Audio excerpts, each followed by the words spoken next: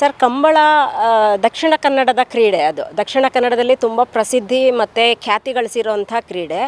ಅದು ಅಲ್ಲಿಯ ಸಂಸ್ಕೃತಿ, ನಮ್ಮ ಮೈಸೂರು ಬೆಂಗಳೂರಿನ ಭಾಗದ ಸಂಸ್ಕೃತಿ ಅಲ್ಲ ಅದು.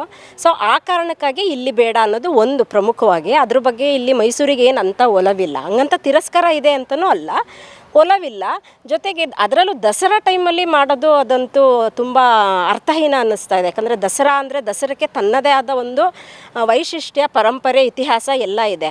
ಆ ಇತಿಹಾಸದ ಮಧ್ಯೆ, ನಮ್ಮ ಮೈಸೂರು ಪರಂಪರೆ ಇತಿಹಾಸದ ಮಧ್ಯೆ ದಕ್ಷಿಣ ಕನ್ನಡದ ಸಂಸ್ಕೃತಿಯಾದ ಕಂಬಳವನ್ನು ಇಲ್ಲಿ ಮೈಸೂರಲ್ಲಿ ಆಯೋಜನೆ ಮಾಡ್ತಾ ಇರೋದು ಸರಿಯಲ್ಲ ಅನ್ನೋದು ನನ್ನ ಅಭಿಪ್ರಾಯ. ಜೊತೆಗೆ ಏನಾಗುತ್ತೆ ಅಂದರೆ, ಈಗ ಕಂಬಳ ಅಂದರೆ ತುಂಬ ದೊಡ್ಡ ಜಾಗ ಬೇಕು ಅದು ಮಾಡಿಸೋದಕ್ಕೆ. ಇಲ್ಲಿ ಒಂದು ಆರ್ಟಿಫಿಷಿಯಲ್ ಆಗಿ ಕ್ರಿಯೇಟ್ ಮಾಡಬೇಕು. ಕಂಬಳ ಅಂದರೆ ಕೆಸರಲ್ಲಿ ಕೋಣದ ಜೊತೆ ನಡೆಯೋಂಥ ಒಂದು ಕ್ರೀಡೆ ಅದು. ಅದಕ್ಕೆ ತುಂಬ ದೊಡ್ಡ ಜಾಗ ತಗೋಬೇಕು. ಆ ದೊಡ್ಡ ಜಾಗ ಬೇಕು ಅಂದರೆ ಇಲ್ಲಿ ಮೈಸೂರಲ್ಲಿ ಇವ್ರು ಯಾವ ಜಾಗ ಆಯ್ಕೆ ಮಾಡ್ಕೊಂಡಿದ್ದಾರೋ ಅಲ್ಲಿ ಇರೋಂಥ ಗಿಡ ಮರಗಳನ್ನೆಲ್ಲ ಕಡಿತಾರೆ. ಅದ್ರ ಬಗ್ಗೆ ನಮಗೆ ವಿರೋಧ ಇದೆ. ಒಟ್ಟಾರೆ ಮೈಸೂರಿನ ಭಾಗಕ್ಕೆ ಕಂಬಳ ಅಗತ್ಯ ಇಲ್ಲ ಸರ್. ಅದರಲ್ಲೂ ಈ ದಸರಾದ ಒಂದು ಭಾಗವಾಗಿ ಮಾಡ್ತಾ ಇರೋದಂತೂ ಅದು ಅರ್ಥಹೀನ ಅನ್ನೋದು ನನ್ನ ಅಭಿಪ್ರಾಯ.